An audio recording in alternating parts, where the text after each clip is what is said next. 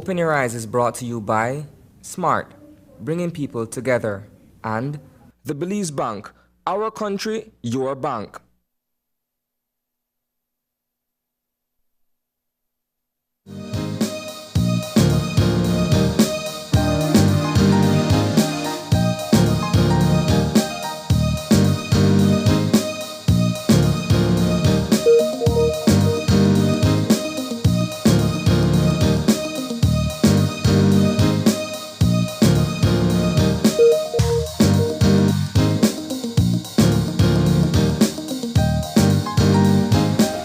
Good morning and welcome to Open Your Eyes. Start your morning right. I'm Sabrina Daly. And I'm Paul Lopez. And we are coming to you from the beautiful Naya Resort here in Placencia, Belize. Yeah, we are, our setting right now is the spa. Yes. So, though the rain is falling and you hear that pitter, patter on the roof and on the trees and branches, of course, the backdrop is beautiful, the scenery is nice. We have a really nice pool to the side as well, feeling to jump in it. Thankfully, it's not hot this morning, the sun is out, and it's a cool morning. But Sabrina, of course, we are here in Placencia for the 55th CBU AGA, Annual General Assembly, which actually kicked off last night with the opening ceremony. An excellent opening ceremony.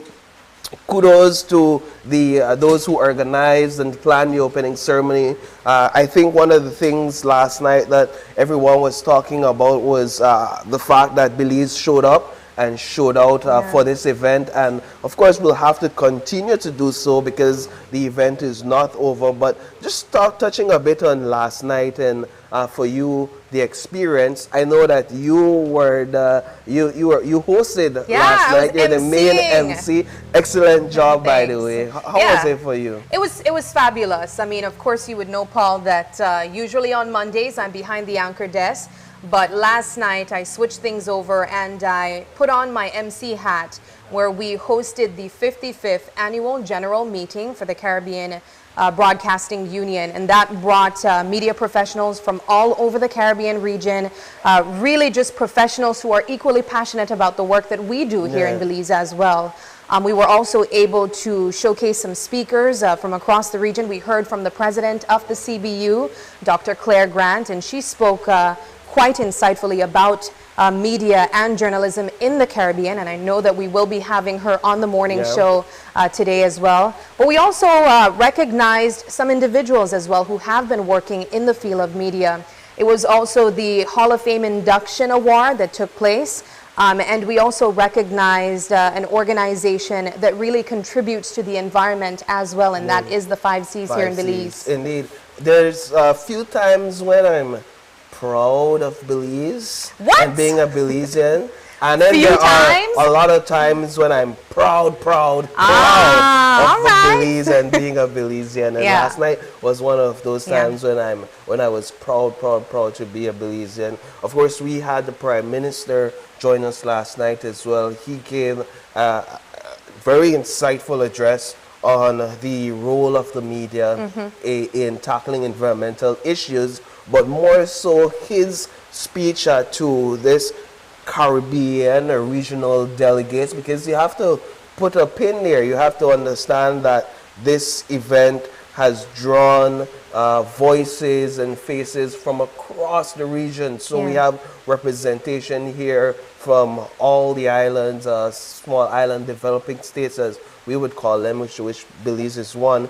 And the Prime Minister was really able to set the stage in terms of our commitments to secure, safeguard, and protect the environment. Yesterday I learned the difference between protecting and preserving the environment, for example, right? You preserve things that, for example, that are like dead.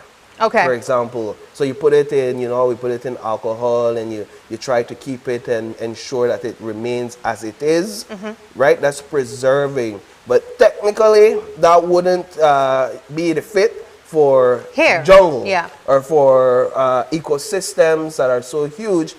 How do you fit it somewhere and preserve it? So protecting it now is a different approach. And so that's the word you would hear the scientists and the conservationists use more: protection versus preserving. Anyways, so the Prime Minister spoke last night about what we've been doing as a country to protect our marine life, our marine ecosystem, our jungle, and basically the rich and diverse ecosystem that we have. And I know that that speech resounded across the members of these small island developing states, because we are definitely feeling the impacts of climate change. And the unfortunate situation, as we've discussed time and time again, is that we aren't the main culprits, right? We are basically feeling the effects of that. And these ecosystems across the Caribbean play such an important role for us in us being able to preserve lives, us being able to protect lives and safeguard our livelihoods, whether it's tourism, whether it's agriculture, whether it's wildlife. We've been able to do that by just the way of our environment and ecosystem, and Belize is really leading the charge in this regard. Of course, Paul, you would know that the conversation on protecting our environment here in Belize is relevant to this particular opening ceremony and event that will be taking place tonight, because the theme for this year's broadcasting opening ceremony and media awards is media and the environment. Both of them very important, and we were able to see how it can be connected, how we can use the media to protect our environment as well. I also want to mention that we heard from Dr. Carla Barnett. She, of course, is the Secretary General of CARICOM. And we know that she is usually all over the region in different different responsibilities that she had, but she was able to visit home last night. So she also spoke about the partnership between CARICOM and the media and the opportunities that exist if we take that opportunity as well. So I'm looking forward to the discussions that will be taking place through the next few days. As you mentioned, we will be having the Caribbean Broadcasting Union Media Awards tonight, which is an opportunity to see all of these journalists from across the region be recognized for their work in a range of categories, and we have been talking about that from last week as well. So it really goes down tonight at the Umaya Resort, and we will be providing that coverage as well. So I want to encourage, just to piggyback on what you're saying, I want to encourage our viewers to tune in tonight, because the spotlight is going to be on Belize, but we have some heavy hitters here in the media from across the Caribbean that are also anticipating their reception of certain awards or certain categories that they're known to win, or that they've submitted stories and different productions for. So tonight is going to be an excellent night. I know people are bringing out their son their best. Listen, these are our Caribbean colleagues. They dress to impress. I'll say one thing: the guys come out in their suit and tie and tux down, and the we in Belize, we kind of more subtle, we kind of more tropical with our dressing, but at the end of the day, it's what you're comfortable in, right? It's what you feel best fitted. But it's going to be an exciting show tonight as well. I'm certainly looking forward to it, Paul. I also want to make mention that this year we also want to say congratulations to Channel 7, who submitted for the Caribbean Media Awards. So I believe they will also be present here tonight. Nonetheless, we do want to say congratulations to all the media houses across the Caribbean who were nominated for these awards. I have to call you out, Sabrina, because this is your first year being nominated. I was nominated last year as well. Right. Okay, so you were nominated last year indeed, but you do have submissions. I have for this year too. Brightside. People would be familiar with your Brightside stories in your Brightside segment. I also have some nominations or submissions in there. So all around, it's going to be an exciting night tonight. Yeah, it's going to be great. I'm certainly looking forward to it. And as we mentioned, it will be streamed right here on Channel 5 on our various platforms. I believe it starts at 7 p.m. as well. So you want to stay tuned to that. Yeah. Well, one of the quick things I also wanted to highlight briefly is the collaboration that's taking place between 5Cs currently and the CBU.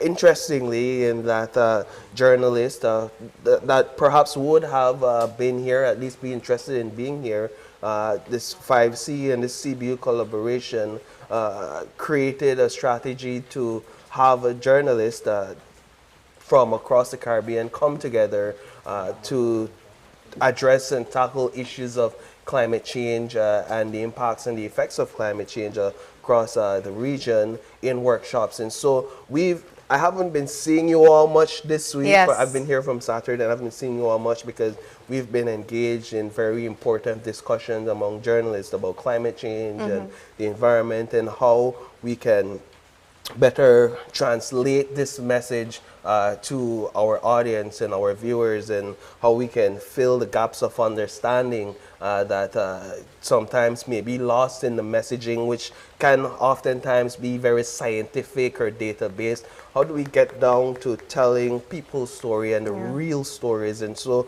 those have been some very interesting discussions, and I look forward to get back to the office actually and really begin to put some of this knowledge into practice when we get back. So just wanted to highlight that. Absolutely. And we also will be having Dr. Colin Young, who represents the 5Cs. He's going to be a part of the morning show this morning as well. So we can look forward to that conversation to dig deeper into the different meetings that were taking place and, of course, what we can expect later on. But we do have to take our first break. And when we come back, we will be talking to representatives of the Caribbean Broadcasting Union. We'll be sitting down with the president of the CBU as well as the Secretary General of the CBU. So stay with us. We'll be right back.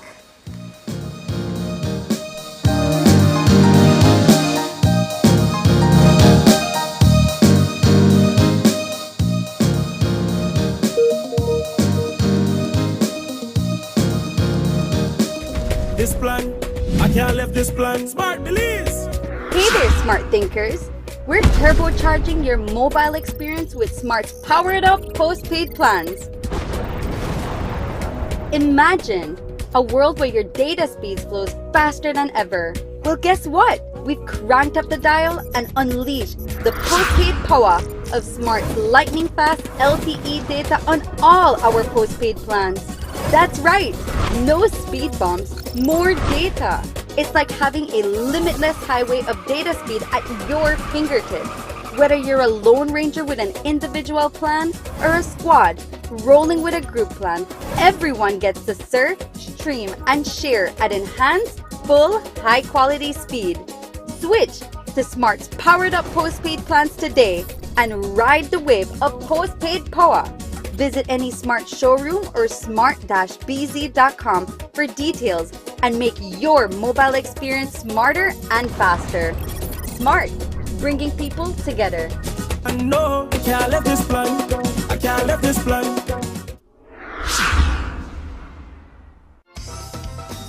Get ready for the 55th Annual General Assembly of the Caribbean Broadcasting Union, live from beautiful Placencia, Belize.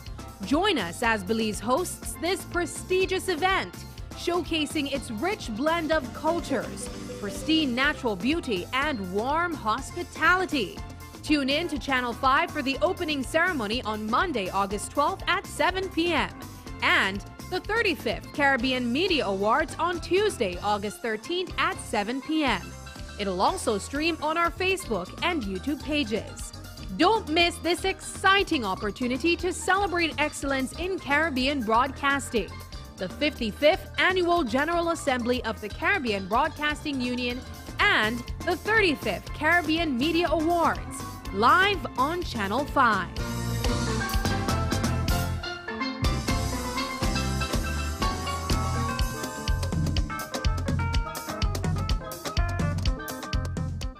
The Belize Airports Authority, BAA, oversees 13 public aerodromes along with the Philip Golson International Airport. BAA manages key public aerodromes such as the Sir Barrabone Municipal Airport, Key Cocker Municipal Airport, John Grief II Airport, Placencia Municipal Airport, Sartaneja Airstrip, Punta Gorda Municipal Airstrip, Pelican Beach Municipal Airstrip, Matthews Spain Airstrip, Privación Airstrip, Ranchito Municipal Airstrip, His Excellency Alfredo Martinez Municipal Airstrip, and Hector Silva Airstrip. The BAA's mission is to manage and administer designated airports, ensuring the provision of essential services and facilities. Belize Airports Authority, Belize's foremost provider of aerodrome services. For more information, visit BelizeAirportsAuthority.com.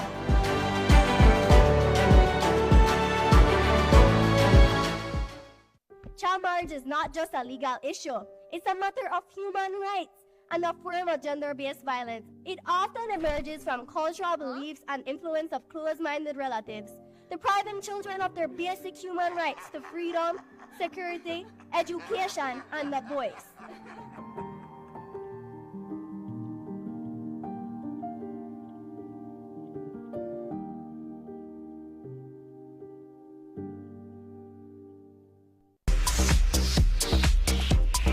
It's the return of your favorite Tuesday night entertainment.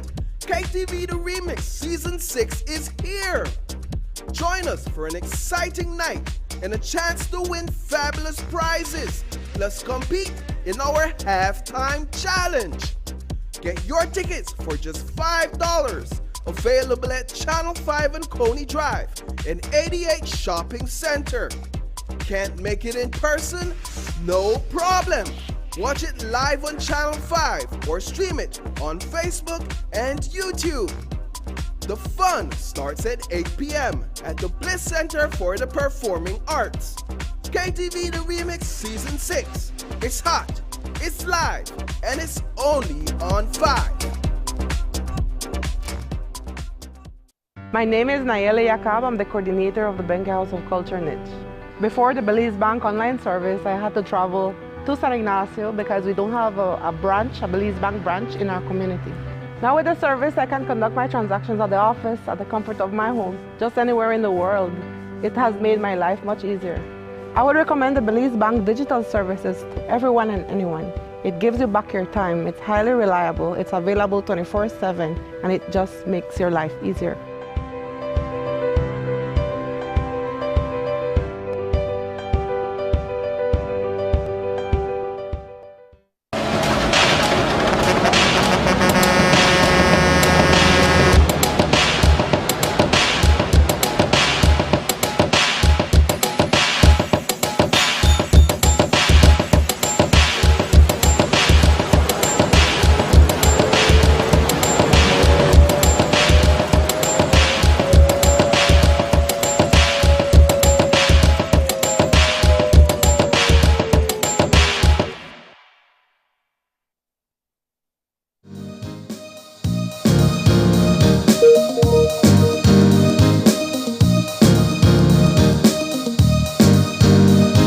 Welcome back to Open Your Eyes. We're having our first conversation this morning, and as we mentioned, it's all off of the heels of the opening ceremony of the 55th Caribbean Broadcasting Union's opening ceremony that took place last night right here at Naya in Placencia, Belize.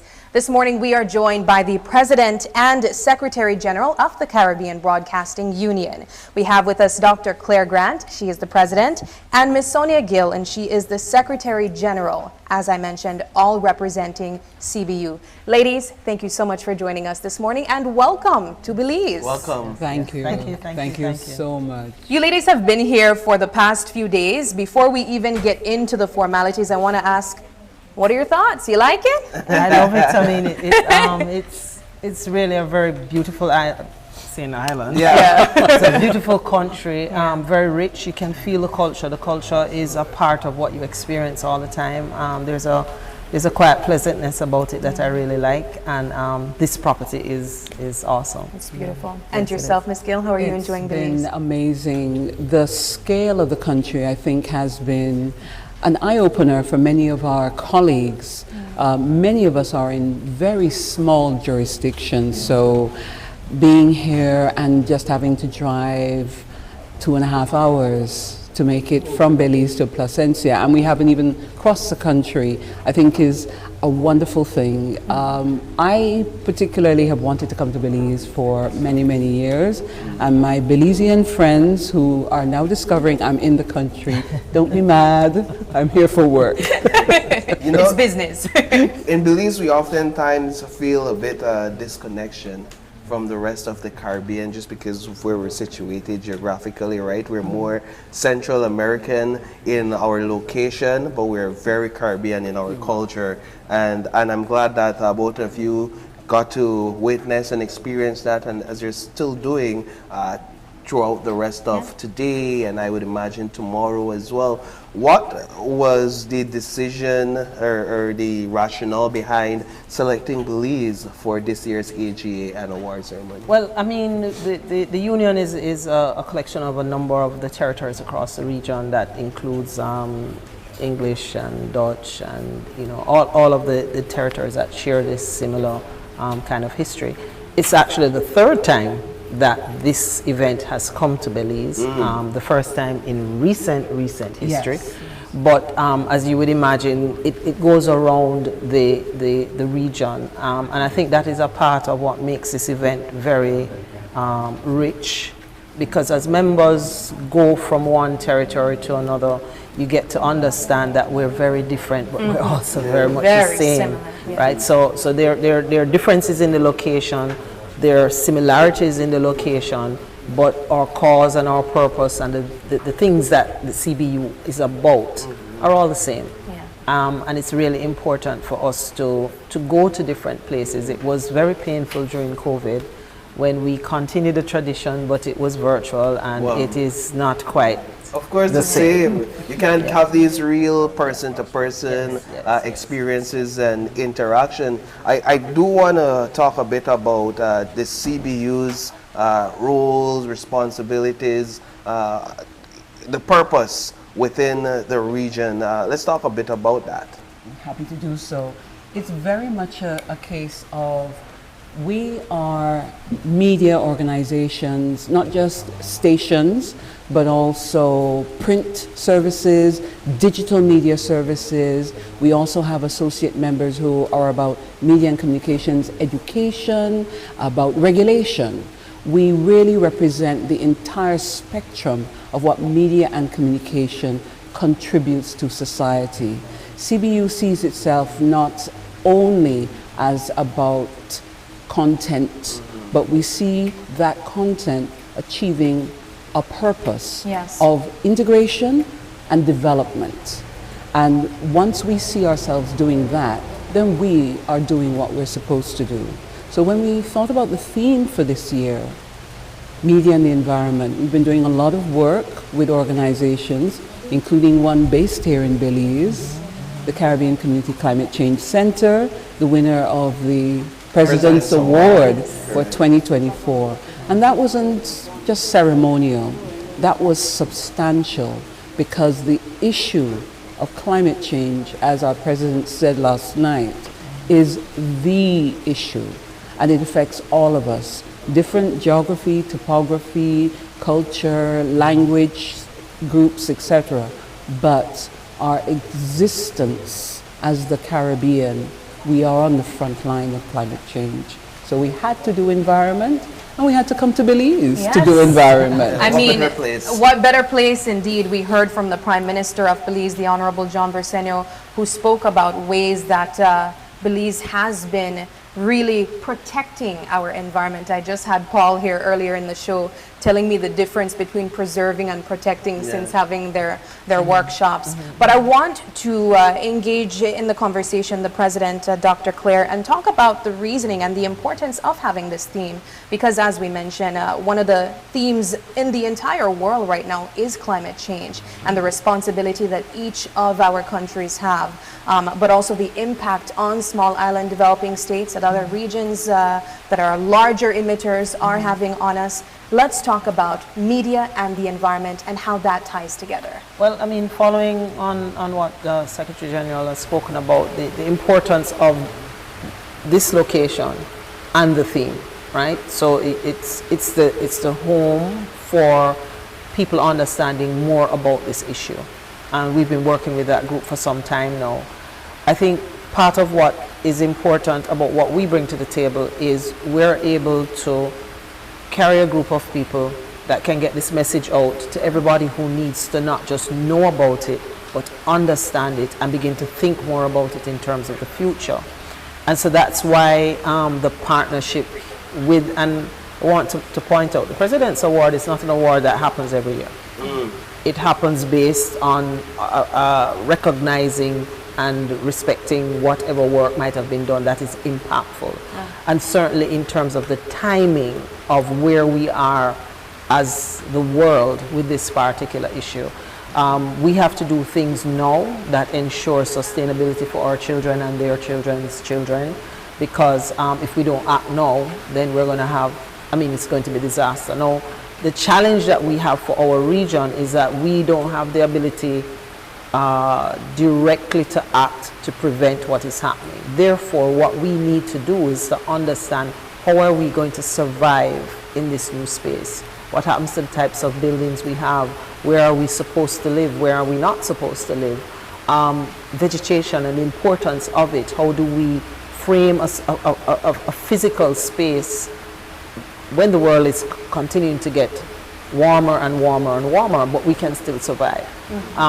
Even just fossil fuels and the fact that in this region we really ought to embrace alternative types of energy sources in terms of solar and wind and everything. So all of that is really important, and our role in this particular time in creating that space for everyone to know about what is happening is critical. The training is critical. People telling stories is not merely about the story if it doesn't connect to a human being. If the person can't see themselves in the story, then you're not going to get anything out of it. And so part of the training that is going on now is really helping regional journalists to appreciate how they're going to tell this story so that it can make a difference to our people. That's one of the points you raised last night, the important, and it resonated with me so much because it's a part of my passion and the reason why I do what I do is telling us being able to tell our stories, right? We telling our own stories, and it's our faces out there. And so there is a level of trust. There's a level of relatability as well. I could relate to that face. Sabrina, that's my neighbor, right? But she speaks with such authority when she's on a platform like this. Where are we right now as a region in doing that, based on your assessment, in telling our own stories? We will see this in the awards tomorrow, tonight rather. But I think part of the challenge that we have, and it's an issue of concern for me. If you're in a space, and we're in industry like any other industry, let's take agriculture. Yes, so there is a lot of agriculture in Belize. It's just really lovely. I see your melons and your mangoes, right? Lovely, so right? If you have all of these mangoes and then suddenly somebody starts to send mangoes into this country that are being sold cheaper than your mangoes, and they send lots and lots and lots of them. After a while, people might not remember the taste of the local mango, or they see it and it's hardly there, and they begin to think a lot more about this mango that they're getting from outside. That's the same thing that happens with content. So to the extent that there's so much imported content that is proliferating the entire region, it challenges how local people are able to see themselves, because they're seeing these other images that they are now like, I want to be like that, I want to speak like that, I want to behave like that.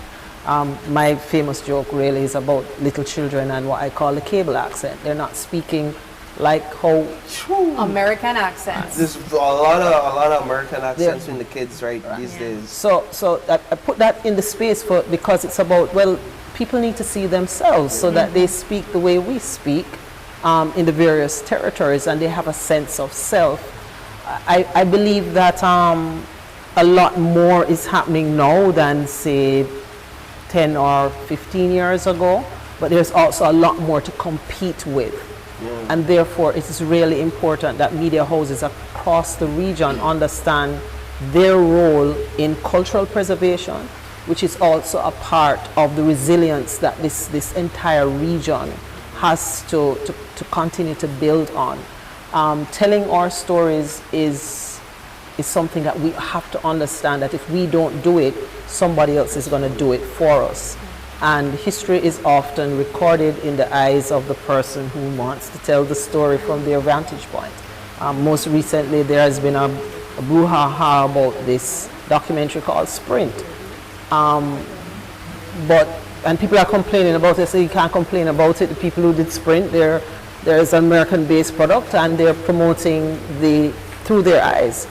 We want to do something about our sports people, then we need to do it. We need to tell our story, and that's the critical thing. And we can't be, as media organizations, afraid to do that.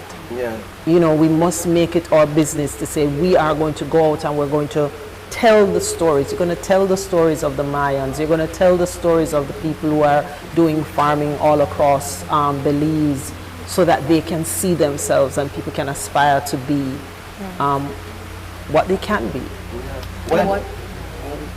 Yeah, I was going to say, and what impact would it have if they see a face of their own? Yeah. I want to take the conversation to the event that will be taking place tonight, which will see journalists from across the media be recognized, from across the region, to be recognized for their work in journalism. Of course, this is an opportunity to celebrate, but a part of your speech last night, President, was also about challenges journalists face in the region as well when it comes to their safety. I remember just this year we reported on a court journalist who was assaulted by an individual that she was reporting on.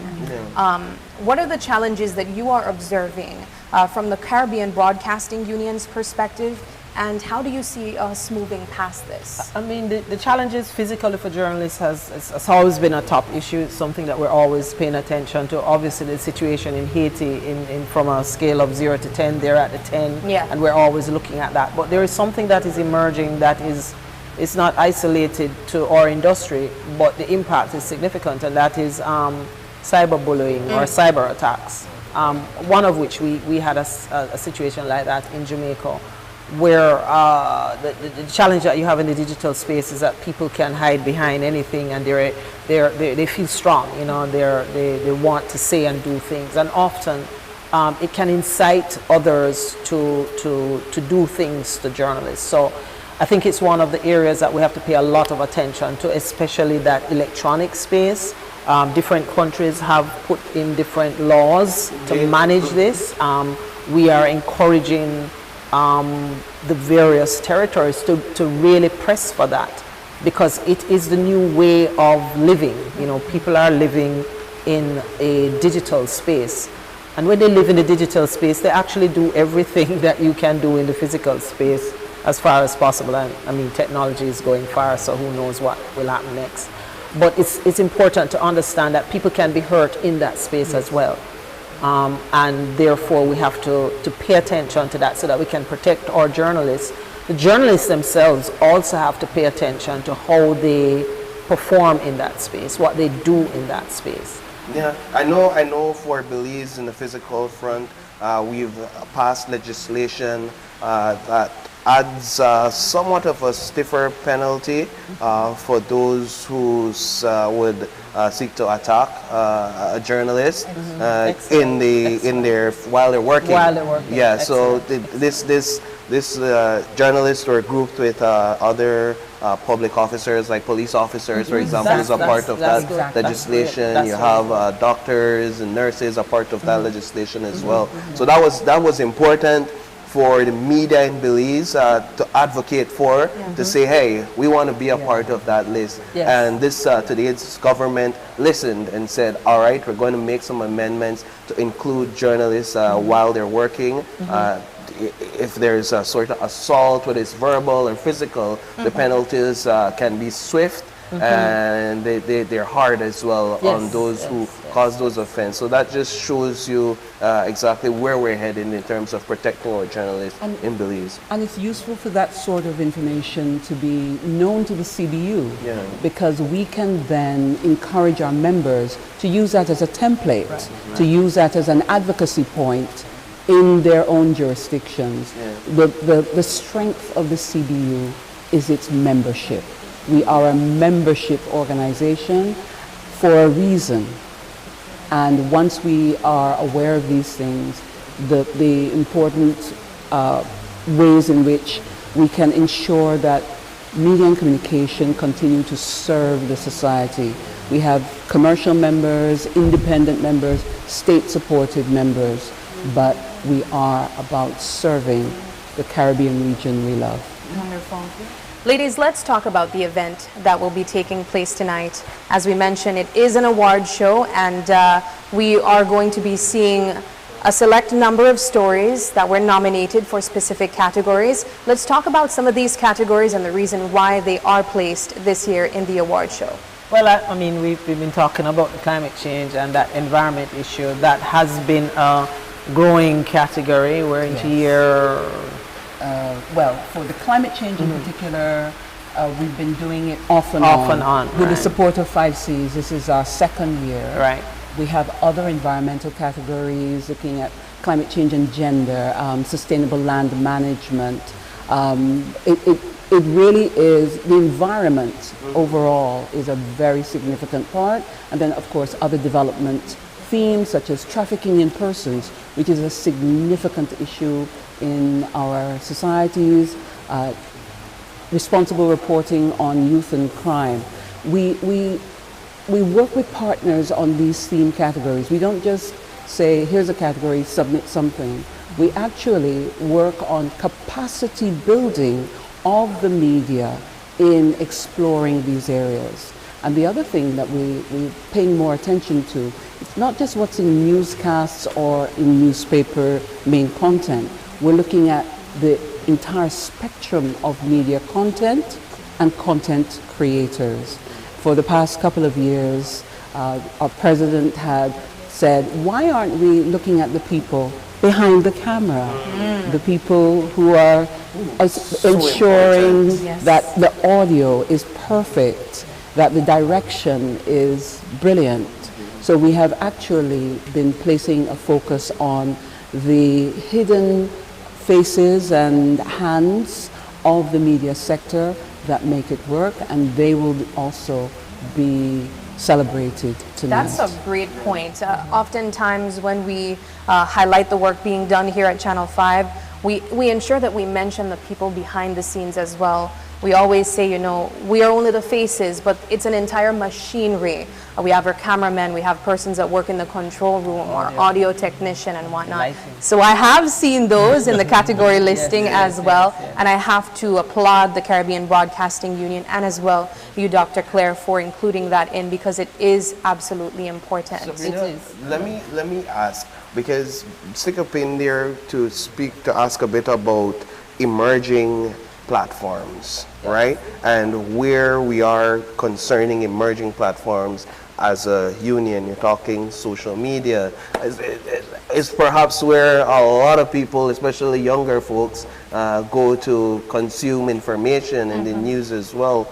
Are we considering those in our awards as well? Those categories are in, because, I mean, the way that we think about it as it's the CBU, the Broadcasting Union, but we are not just broadcasters. Yes, you know, there is a lot of conversation about do we change that name, but you know, CBU is such a strong and solid name for the entity. But everyone is a part of that umbrella. Years ago, we looked at the emerging technologies and what was happening.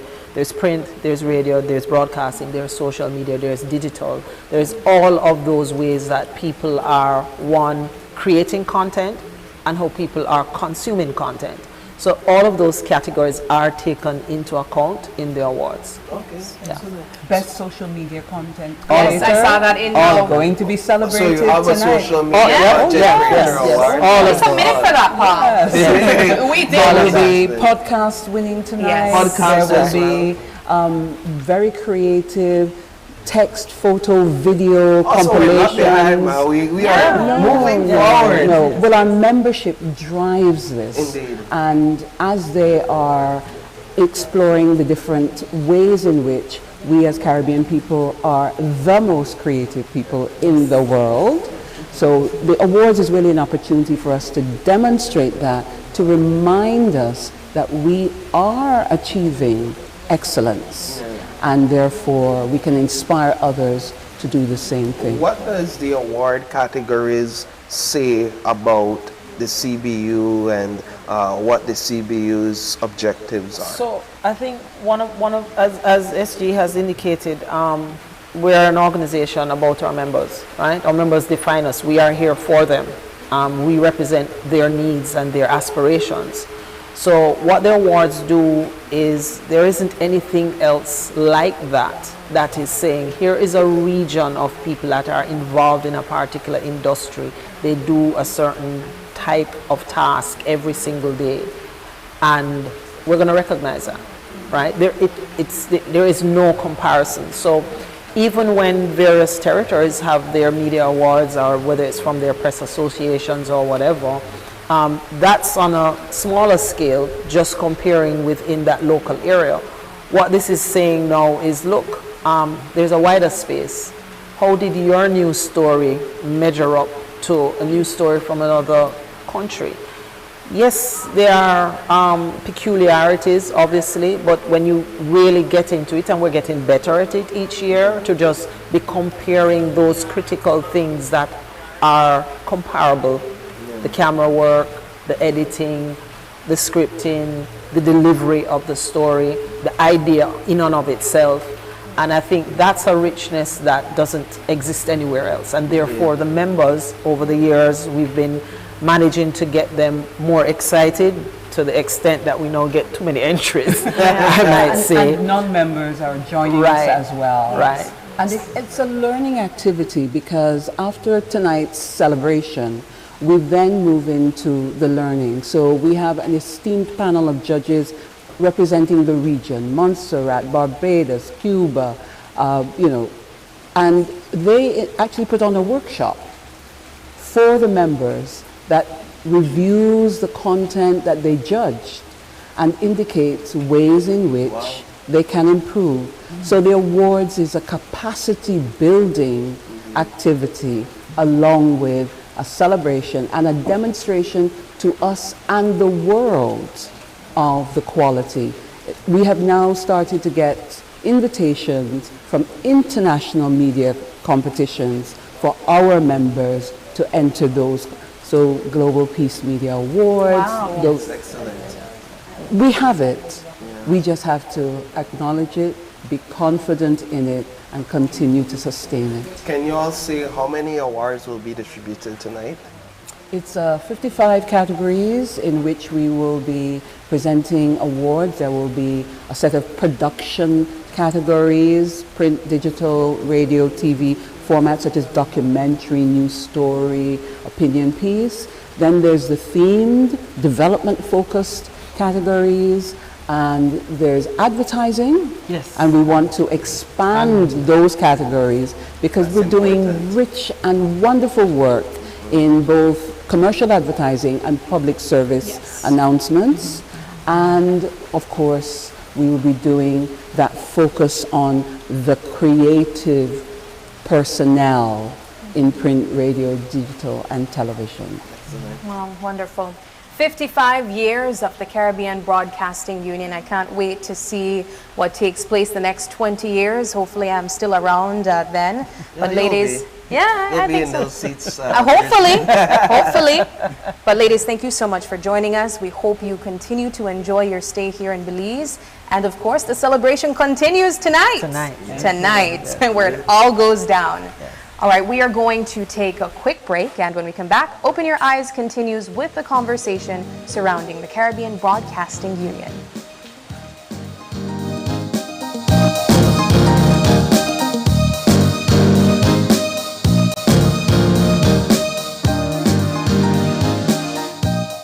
Look here, your kitchen light there, and you been in the kitchen. But I'm going back in there right now. And the coffee maker? Just to try keep my coffee warm for later. Where did you know? I'll try to think about what to eat. You know the more you open or close the fridge, it takes longer for the food cool. Uh-huh. For a hot day like today, it burns more energy. You charge your phone right now? No. Plug it out then. You really only wash 2 Lee socks and 1 Lee shirt? You don't know what small load burn the same amount of electricity as large loads? But this is my favorite shirt. You have to be more energy efficient. Use large loads. This AC, the blow hard. You know, if you keep the temperature at 25 degrees Celsius or higher, you burn less energy and you also keep the place cool. And for a nice day like today, turn off the AC, open up the house and make some fresh breeze come in. You know what? I think I get it now. As consumers, we need to be more energy efficient and practice energy conservation.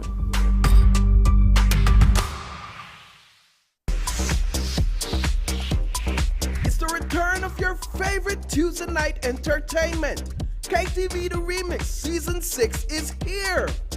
Join us for an exciting night and a chance to win fabulous prizes. Plus compete in our halftime challenge.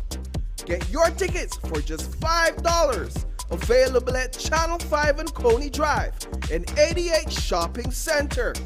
Can't make it in person? No problem. Watch it live on Channel 5 or stream it on Facebook and YouTube. The fun starts at 8 p.m. at the Bliss Center for the Performing Arts. KTV The Remix Season 6. It's hot, it's live, and it's only on 5.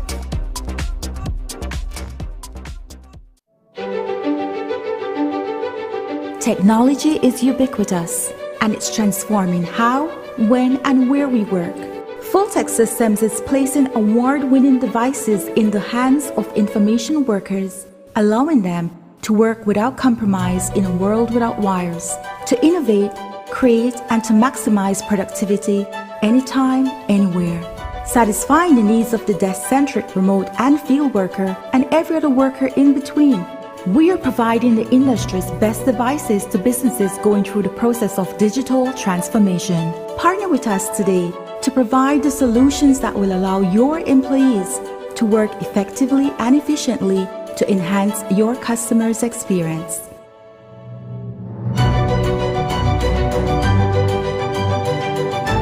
Fulltech Systems, your technology center, where you'll come for the price, but stay for the service. The Social Security Board, in collaboration with the Labor Department, takes this opportunity to remind insured persons of the requirements for compensation when on sick leave. Any employee who has worked with an employer for at least 2 months is entitled to 16 working days of sick leave with full pay every year. This is how it works. Upon approval of a sickness or injury benefit claim by SSB, 80% of the employee's weekly insurable earnings is paid as a Social Security benefit, and the difference in the employee's salary is paid by the employer. This is to ensure that the employee does not suffer any loss of wages when ill. After 16 days, compensation for sick leave is paid as a Social Security benefit only. Some conditions apply. This message is brought to you by the Social Security Board and the Labor Department. Social Security Board, safeguarding you, your family, your future. Get ready for the 55th Annual General Assembly of the Caribbean Broadcasting Union, live from beautiful Placencia, Belize. Join us as Belize hosts this prestigious event, showcasing its rich blend of cultures, pristine natural beauty, and warm hospitality. tune in to Channel 5 for the opening ceremony on Monday, August 12th at 7 p.m. and the 35th Caribbean Media Awards on Tuesday, August 13th at 7 p.m. It'll also stream on our Facebook and YouTube pages. Don't miss this exciting opportunity to celebrate excellence in Caribbean broadcasting. The 55th Annual General Assembly of the Caribbean Broadcasting Union and the 35th Caribbean Media Awards, live on Channel 5.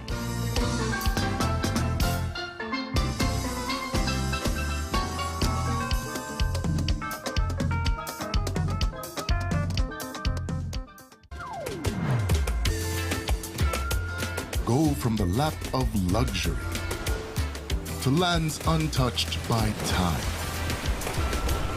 where ancient civilizations once thrived, where their spirit still lives on today, and where you can leave everything else behind and grab life. Plan your trip today.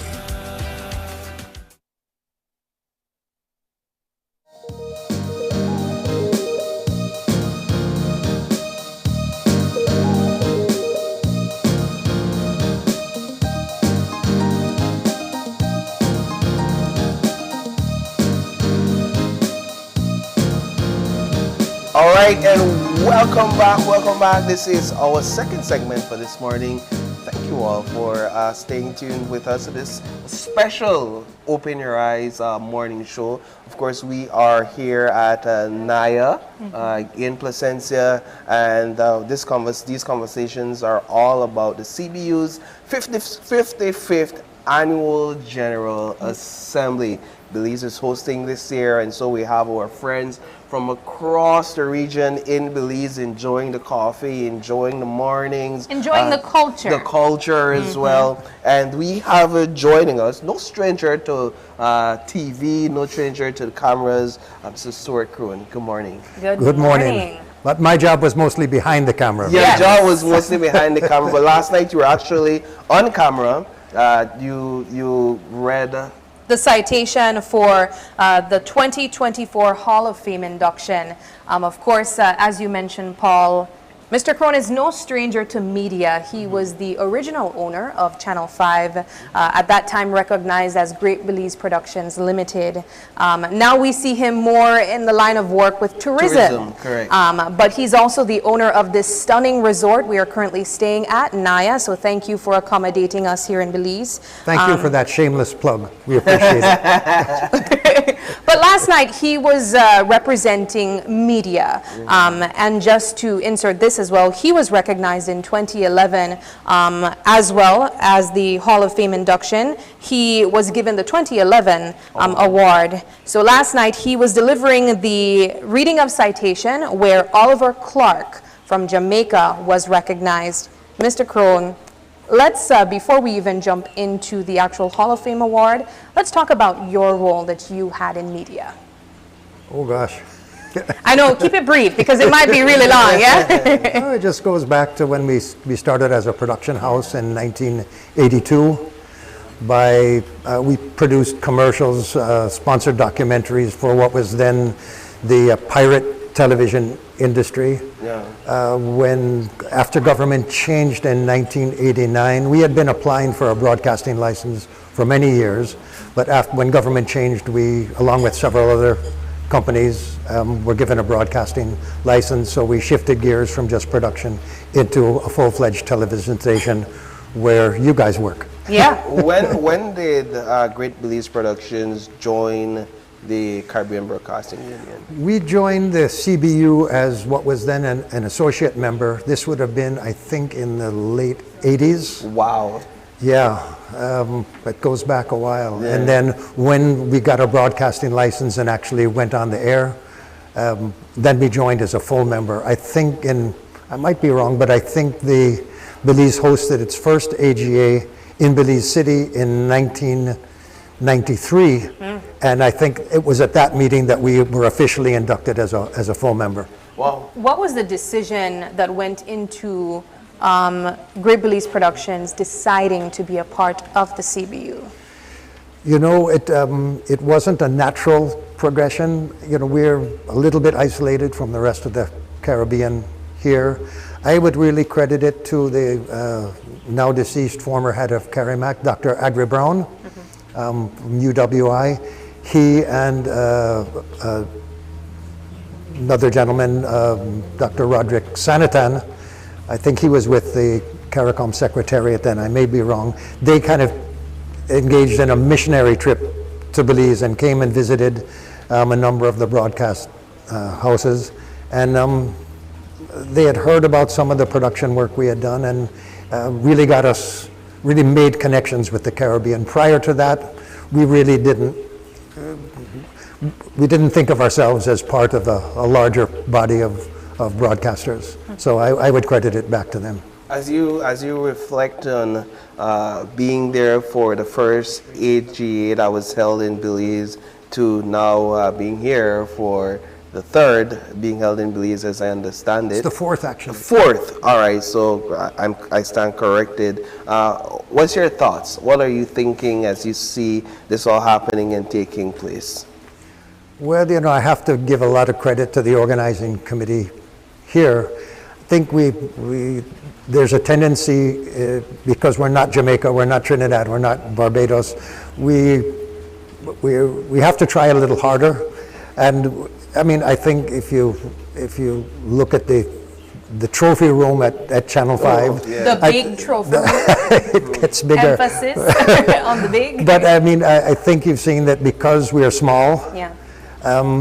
We have to try a little harder, and I think this station has always punched above its weight, to use a boxing analogy. And I think, just judging from what I saw last night and the welcome that the delegates got, I think in terms of organizing this annual General Assembly, I think we're punching above our weight again. Marlene, Edith, and the whole crew have done a great job, and it's very gratifying to hear the comments of the delegates that have come. You were Hall of Fame awardee in 2011.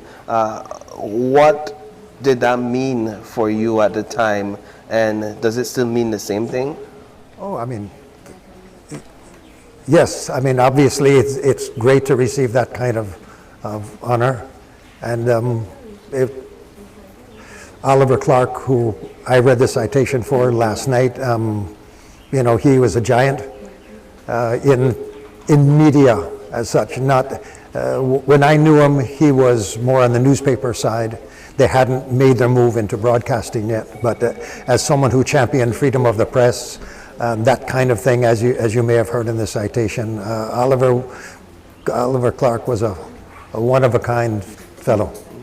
I mean, this award seeks to, just like the Caribbean Media Awards, highlight individuals who have dedicated their entire lives to media in whatever role that they served.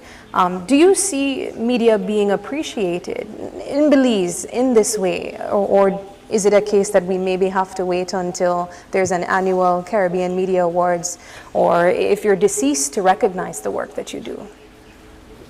I think, I mean, I could talk for hours on that subject, but in every country, the media plays a particular role. For example, some countries, Barbados, for example, for many years, like Belize in the old days, there was one radio station, one TV station, government owned, and so the main independent media tended to be newspapers. I mean, now in Belize, since the regularization of broadcast media and granting of broadcasting licenses, I don't think anyone could argue with the fact that the media, particularly the broadcast media in Belize, plays a huge role. You know, personally, my feeling is we emphasize crime too much, but you know, sometimes crime is the easiest thing. And it sells. Yes, but I call that lazy man's journalism. Okay, it's harder. I mean, and it's more expensive, and we have to face the realities of economics.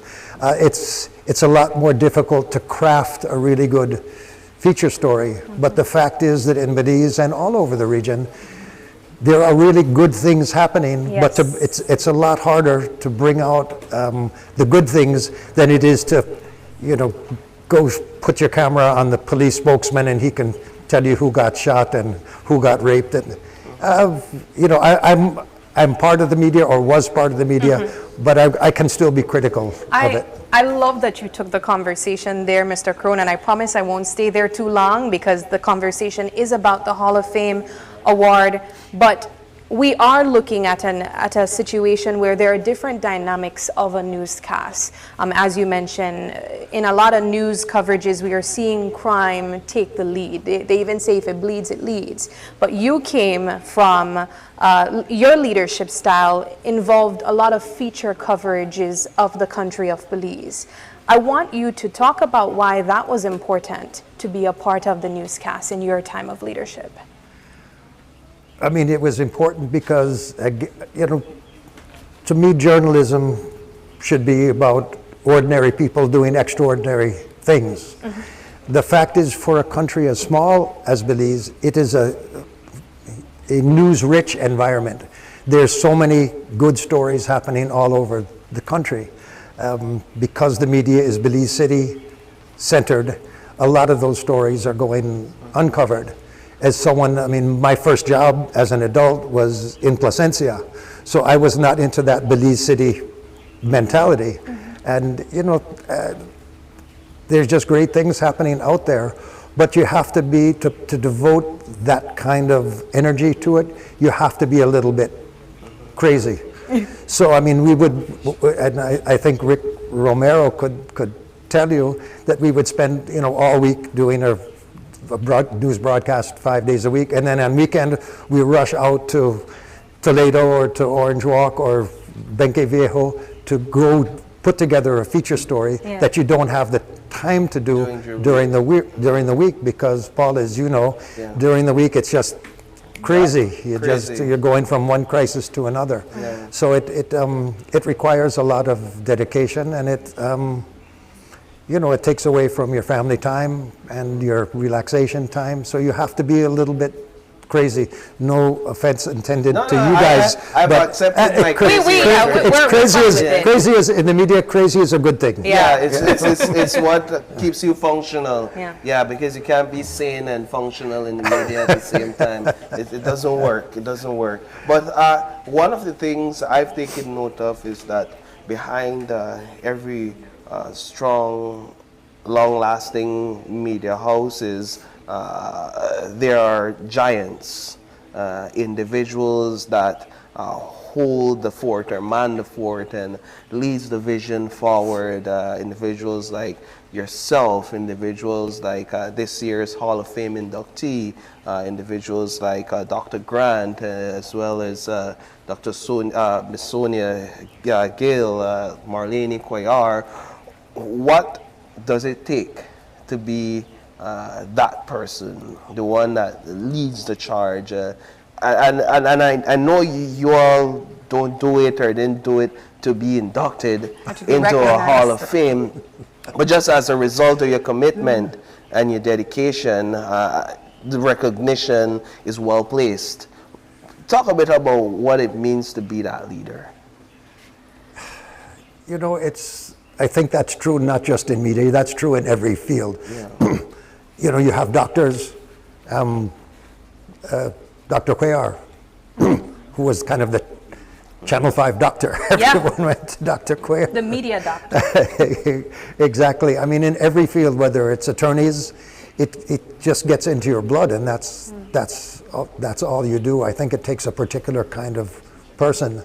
But I think what's important, I think the lesson is, in any profession, and I'm not just saying for the media, people are born with certain skills, certain aptitudes. Some people are born with great advantages in life, others not so. You take the advantage, the case of Dr. Young, and I mentioned it last night. I knew him and his family when he was a little boy.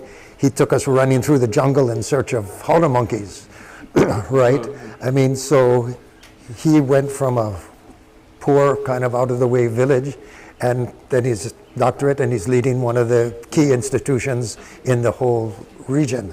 Other people were kind of born into more affluent circumstances, but I think what they all have in common is kind of a single-minded dedication. And in some cases, it's conscious that someone says, you know, I want to be the Chief Justice of the Supreme Court or something like that. Others, you just do it. You wake up every morning and you do what you do, Yeah. and you don't think about where you're necessarily gonna wind up. No. And what happens when the single-mindedness of great men and women are challenged? Whether it's circumstances within your environment, external circumstances, how do you hold that single-mindedness? And this all goes back to the whole idea of the Hall of Fame induction, because you're not just recognized as a Hall of Fame awardee just like that, right? And so I want to get a bit into the mind. How do you face off against challenges that kind of goes against your single-mindedness? Again, facing challenges in life, we all face challenges in life. I think it's easier when you're kind of driven to cope with it, because kind of like a freight train, there's some impediment on the tracks, you just go through it, right? Yeah. I think it's a little easier. I think to be, you know, I'll go back to the media example. You have to have a pretty thick skin. It's true. I mean, in today's social media world, I mean, I opt out of that, but Did you?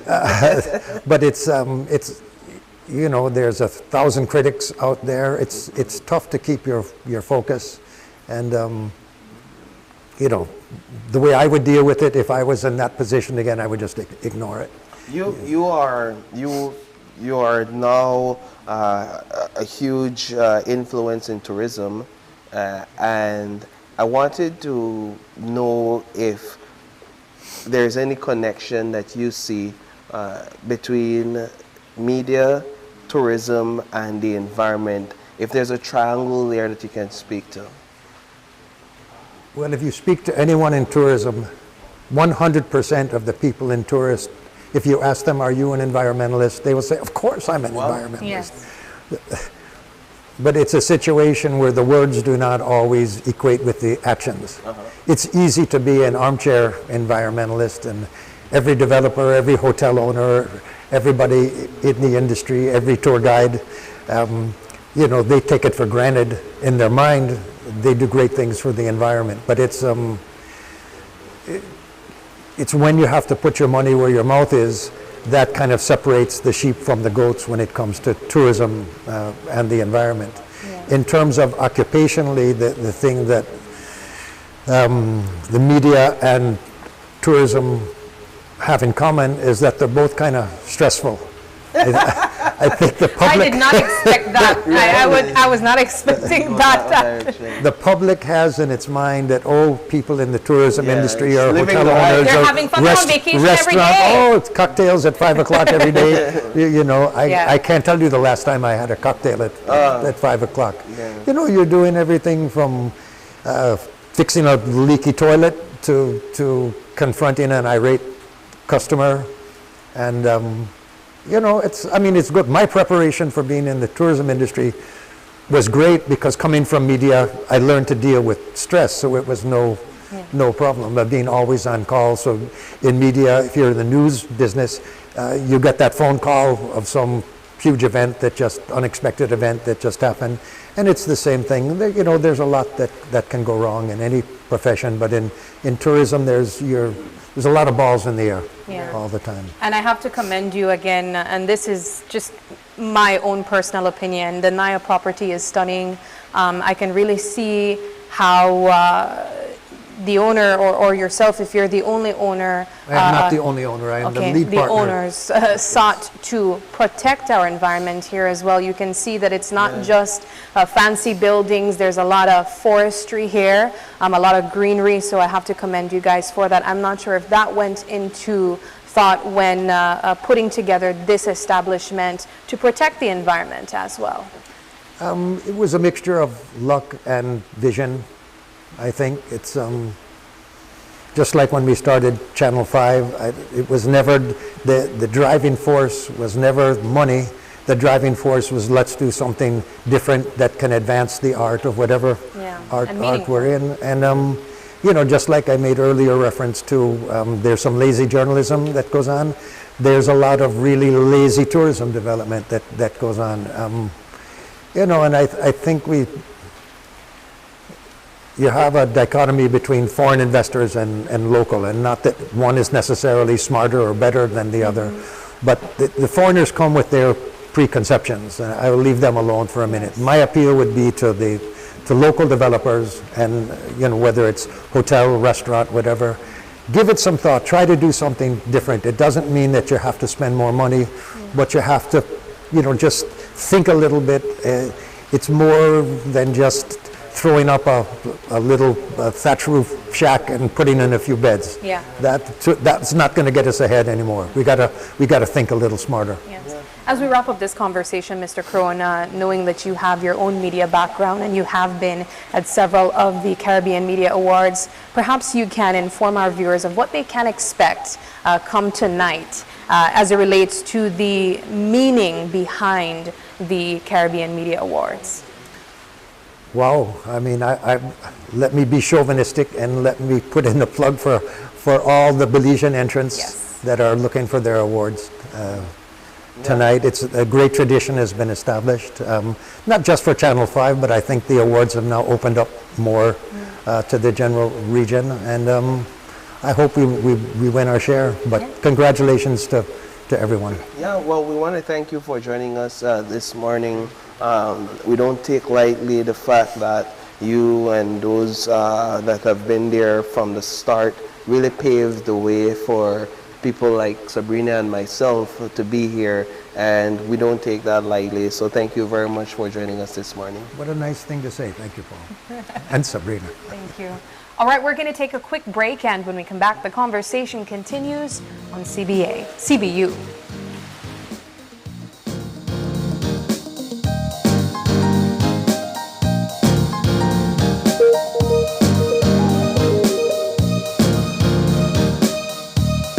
My name is Leomar Langsert, and I'm a teacher, and I bank with Belize Bank Independence Branch. What I enjoy is the safety features that the app offers. I have a sense of not having to worry or be concerned about somebody finding my password and username to sign in the application because of the use of the one-time password. And another feature that I love, that I use the most, is how the app synchronizes with my fingerprint on my device. I enjoy the rapid and easy, seamless process to apply for loans through the Belize Bank, and I don't have to be having too much back and forth to visit or take time to visit the bank. They also start to offer the online applications through the app for loan applications, which I believe is very neat. I would definitely recommend Belize Bank to other teachers because one of all the features and advantages that the app offer. With these online that Belize Bank offered is basically everything that you can do in the palm of your hand. So I would definitely recommend the bank to other teachers.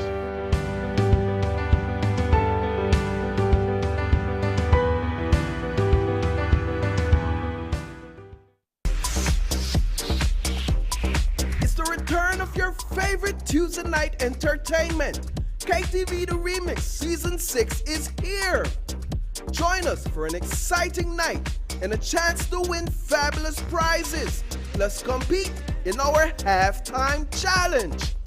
Get your tickets for just $5. Available at Channel 5 and Coney Drive and 88 Shopping Center.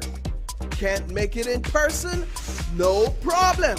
Watch it live on Channel 5 or stream it on Facebook and YouTube.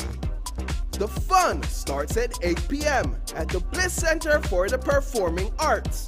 KTV The Remix Season 6. It's hot, it's live, and it's only on 5. This plan, I can't leave this plan. Smart Belize. Hey there, smart thinkers. We're turbocharging your mobile experience with Smart's powered up postpaid plans. Imagine a world where your data speeds flows faster than ever. Well, guess what? We've cranked up the dial and unleashed the postpaid power of Smart lightning fast LTE data on all our postpaid plans. That's right, no speed bumps, more data. It's like having a limitless highway of data speed at your fingertips. Whether you're a Lone Ranger with an individual plan or a squad rolling with a group plan, everyone gets to surf, stream, and share at enhanced, full, high-quality speed. Switch to Smart's powered-up postpaid plans today and ride the wave of postpaid power. Visit any Smart showroom or smart-bz.com for details and make your mobile experience smarter and faster. Smart, bringing people together. I know I can't let this plan. I can't let this plan.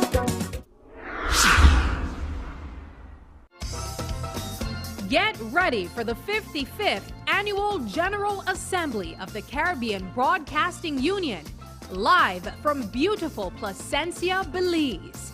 Join us as Belize hosts this prestigious event, showcasing its rich blend of cultures, pristine natural beauty, and warm hospitality. Tune in to Channel 5 for the opening ceremony on Monday, August 12th at 7 p.m. and the 35th Caribbean Media Awards on Tuesday, August 13th at 7 p.m. It'll also stream on our Facebook and YouTube pages. Don't miss this exciting opportunity to celebrate excellence in Caribbean broadcasting. The 55th Annual General Assembly of the Caribbean Broadcasting Union and the 35th Caribbean Media Awards, live on Channel 5.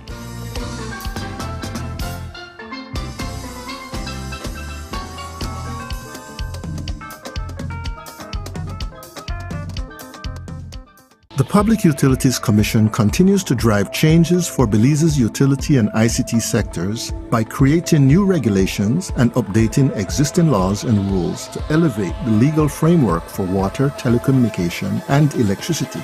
Overall, our work at PUC allows for better protection of consumers and the environment, a comprehensive integration of renewable energy sources into the national power grid, assures businesses continuity of utilities, promote competition and investments, and enhances national development in Belize. PUC, transforming the utility and ICT sectors by modernizing the regulatory framework.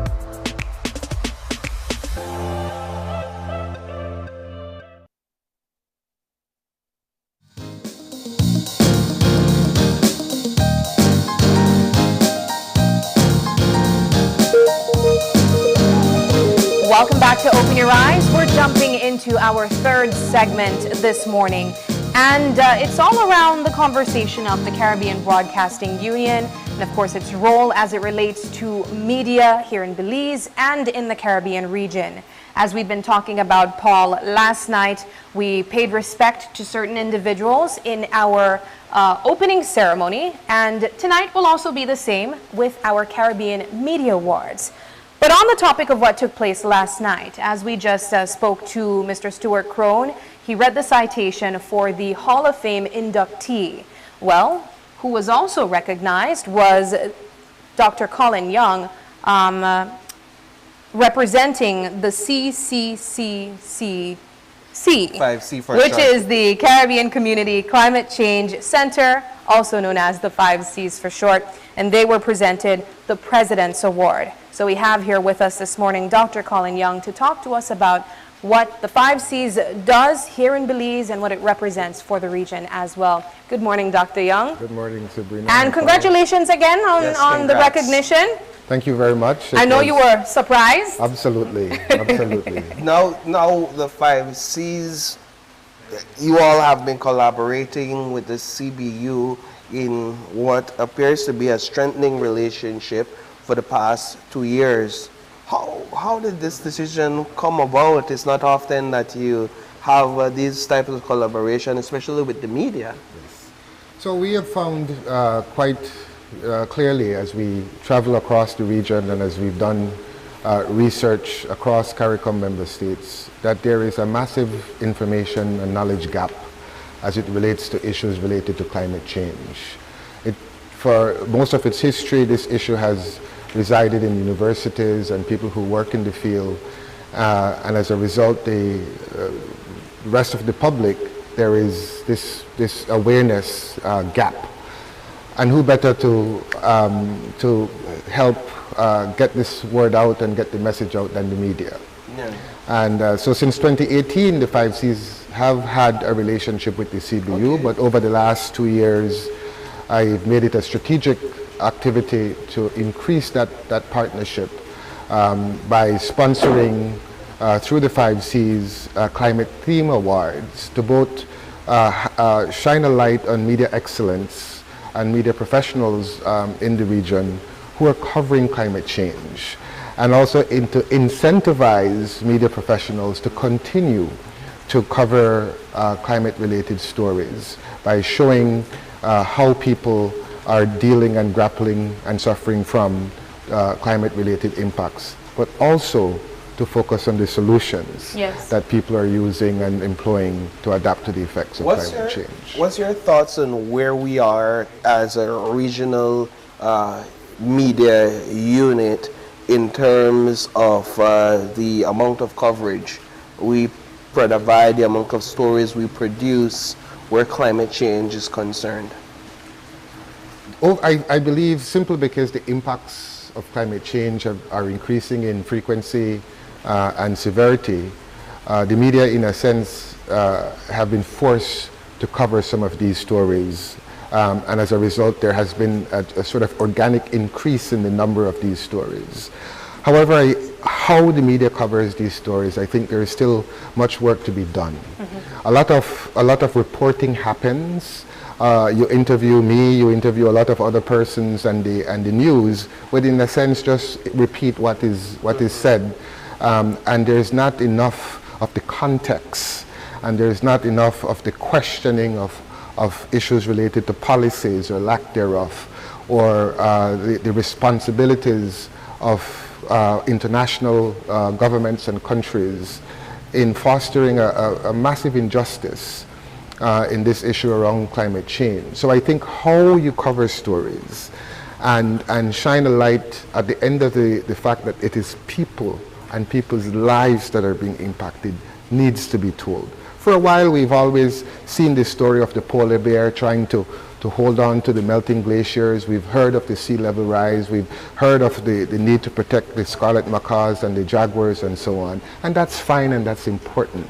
But we have to find a way to effectively translate a very complex issue that is climate change into something that is relatable by showing human interest stories. I think this Dr. Grant who encapsulated it well last night and restated what she said last night this morning about the fact that we have a responsibility to tell our stories.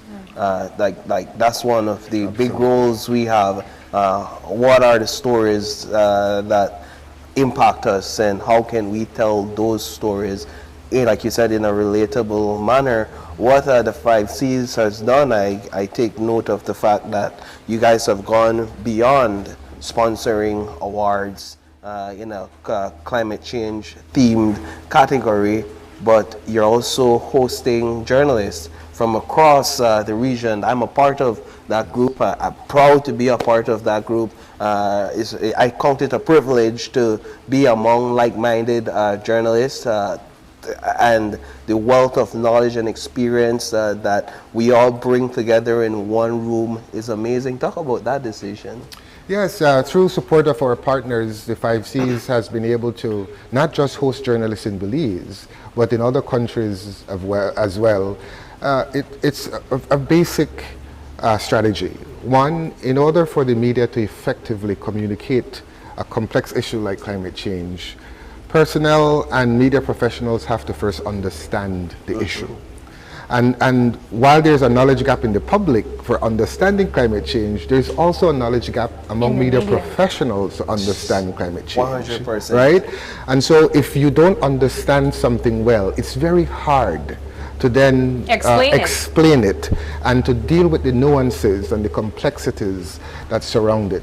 And so we have to date trained, hundreds of journalists across the Caribbean region to strengthen their technical capabilities and understanding of climate change, so that they can deploy those skills in the production and the creation of narratives and stories about climate change. And we're happy, Paul, that you are a part of it. We expect the reward for good work is more work. Yeah. And so we hope that you would produce more stories about climate change. Yeah, I mean, your presentation yesterday particularly was very interesting. I think just the initial part, that, a lot of it stuck out to me, but the initial part where you kind of distinguish between global warming and climate change and weather events had me thinking. And actually I wrote a story yesterday, and I was thinking about all these things that you were saying, and it caused me to word certain things differently, but very understandable, because if you could just put out information out there, and for those who aren't aware, they believe that is what it is. But when you learn and you become more aware as a journalist, you're able to do justice to your audience by providing them with the right information. And I think that's a great start to really break open this whole issue of climate change and climate reporting. Absolutely, and as I have heard the previous speakers, including Stuart, you have an indispensable role to inform, to advocate, to educate, to drive action and change, and understanding how to do this in an effective way, employing all the tools at your disposal, whether it's multimedia, whether it's human interest stories, whether it's using TikTok or whether it's using podcasts, whatever the medium, and whoever your audiences are, you have to tailor that message in such a way that it is relatable, and that people understand what it is you're saying. There's a famous quote in communication that says, it's the assumption that people have understood what it is that you're communicating, and most of the time there is a disconnect. So the images that we can show and the stories we can tell, they will. There's so many, as you said, you produce hundreds of stories. How do we employ that in an effective way to show people how climate change are impacting their lives, but not only them, because they in a sense know what is happening, but how do we use that as across the region in a united way and strategic way to leverage the plight of our people to the international community so that they can do more faster and quicker to help stem the effects of climate change. Last night in your speech, you mentioned that the 5Cs is a self-sufficient organization. I want to talk about that ability that you guys have been able to generate income to support other areas, media, for example, to share the message of the impact and the effects of climate change across the world. Yes, so I self-finance institution, yes. And quite different than self-sufficient, but the 5Cs is one of only 2 CARICOM institutions that does not receive subventions from the member state. So even though we are an entity and organization of the Caribbean community, except for the government of Belize's contribution that pays the rent for the 5Cs, we have to mobilize resources for the operations of the 5Cs. Yes. Currently we are staffed with about 68 persons, and we have an entire department staffed with project developers who are able to write projects on behalf of countries to mobilize climate action on the ground. And so we work with countries to write these projects, and we also provide the skill sets to be able to manage those projects on behalf of those countries. And that is one way we earn the income for running the center. And we've been relatively successful at it. Since 2005, the 5Cs has invested, mobilized and invested over $250 million US across the region. And we're currently managing a portfolio of about $160 million US for projects across 12 countries in the region, and we have a pipeline of about $500 million. So we assist our countries to identify resources to help them employ climate resilient strategies on the ground that is going to help people in their lives and their livelihoods. The most recent project we were able to get, and now we are managing, is a $25 million US project for Belize, for the sugarcane farmers up north, that is going to assist the industry in dealing with the variabilities that come from climate change, the increasing variability of rainfall, the droughts, the pests and diseases that are increasing because of the weather.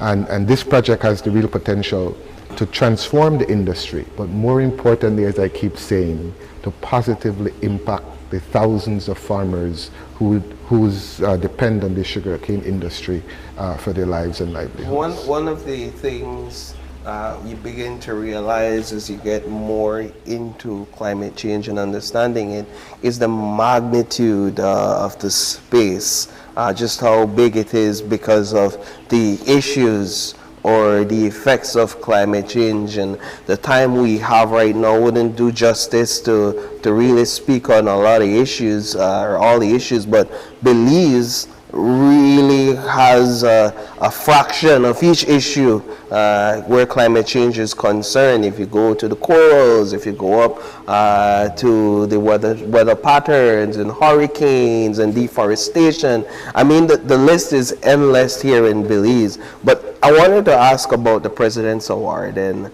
you were surprised last night. Talk a bit about what that meant for you at the moment and what it means for the organization. Well, you know, it was an absolute delight and a surprise, and you know, I think it's a reflection of the work that the 5Cs and the staff of the 5Cs have been doing for many years across the region. And so on behalf of them and on behalf of my board, I was happy to accept the award in recognition of that effort. I think, Sabrina, I heard you mentioned in the previous segment that the work that we do is not to win these types of awards. Yes. That's not the intent when we do what we do. But it is good and great, actually, to be recognized for the work that the 5Cs is doing. And we greatly appreciate it. As I said, the partnership with the CBU is a strategic and important one that we can see is going to strengthen even further in the future, for a simple fact. The impacts of climate change are going to increase, and the role of the media in helping us to speak and show stories in this space is going to become even more important. And the reach, the stellar reputation, the expertise and the know-how that the CBU brings to this space is unparalleled in the region. And I do have to commend Channel 5. I understand that you are the largest submitter of potential stories. And one of the biggest winners. And one of the biggest winners last year. I don't know what this year holds, but I know you've always done very good work from the days of Stuart Crone. I remember the Belize All Over show from when I was a child. As you would have heard, I started tour guiding when I was 7. He keeps telling us the story. Yeah. So when I was 7 years old at the Community Baboon Sanctuary. So I've been a part of the environment for quite a long time.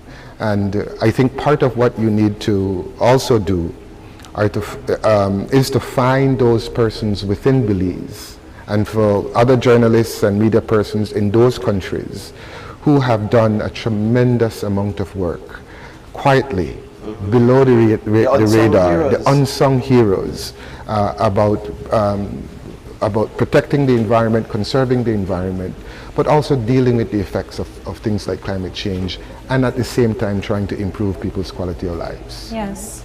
As we wrap up this conversation, I'll ask if you have any final thoughts that you'd like to share with our viewers. Indeed, again, we want to thank the CBU for the opportunity and the recognition that for the President's Award. We want to also say thank you to Channel 5 for the stellar work you continue to do in this space. And of course, to say to the Belizean public and to the listening public that the 5 Cs is located in Belize. We are here to assist not only the government in mobilizing resources and ensuring that the infrastructure to collect data for evidence-based decision making is there, but we're also here to assist the media in helping to nuance the conversation about climate change and to help with the science so that you can make it into a relatable, meaningful discussion and hopefully at the end of the day spur action and drive change. Yes, wonderful. Thank you so much for joining us, and we wish you all the best, Dr. Young. Thank you very much for being here. All right, we are going to take our final break, and when we come back, we have more conversations on CBU on Open Your Eyes.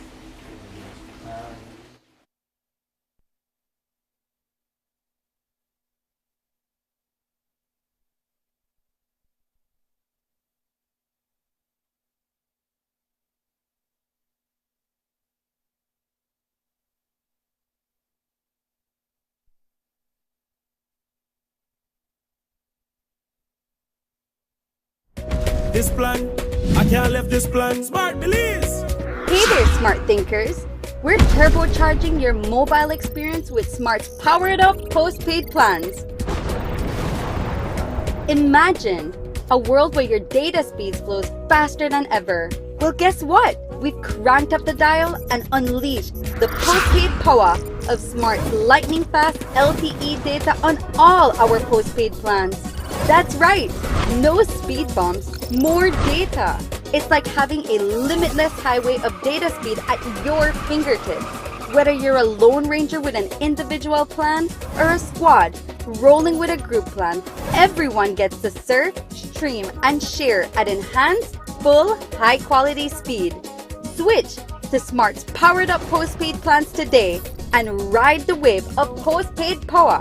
Visit any Smart showroom or smart-bz.com for details and make your mobile experience smarter and faster. Smart, bringing people together. I know I can't leave this plan. I can't leave this plan.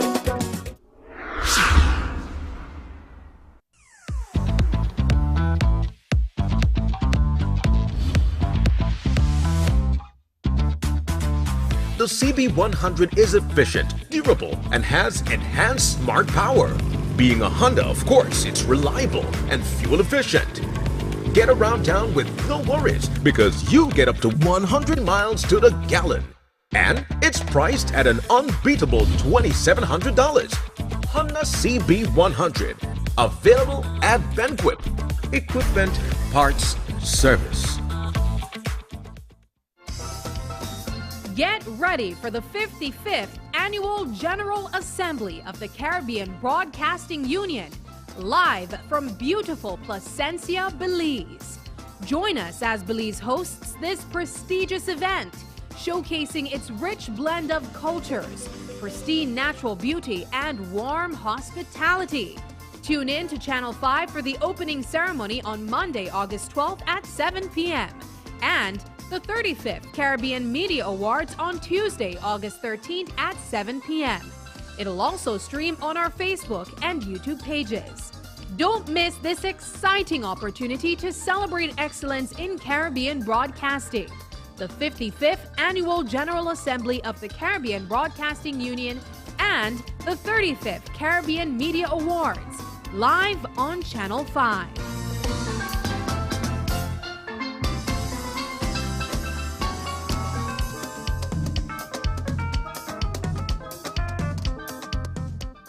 Hydroelectricity.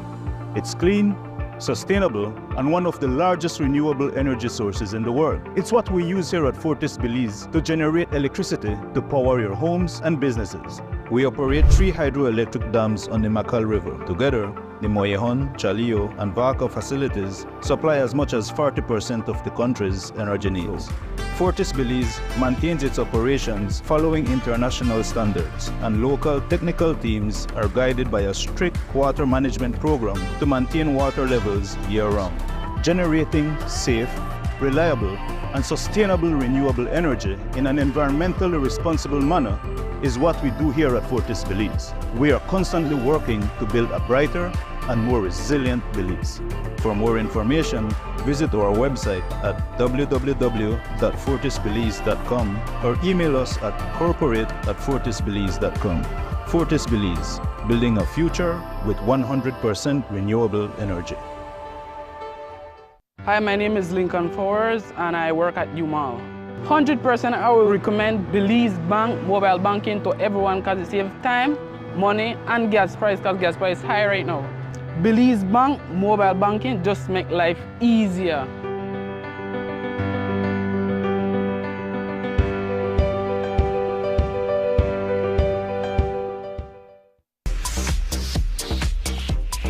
It's the return of your favorite Tuesday night entertainment. KTV The Remix Season 6 is here. Join us for an exciting night and a chance to win fabulous prizes. Plus compete in our halftime challenge. Get your tickets for just $5. Available at Channel 5 and Coney Drive and 88 Shopping Center. Can't make it in person? No problem. Watch it live on Channel 5 or stream it on Facebook and YouTube. The fun starts at 8 p.m. at the Bliss Center for the Performing Arts. KTV The Remix Season 6. It's hot, it's live, and it's only on 5.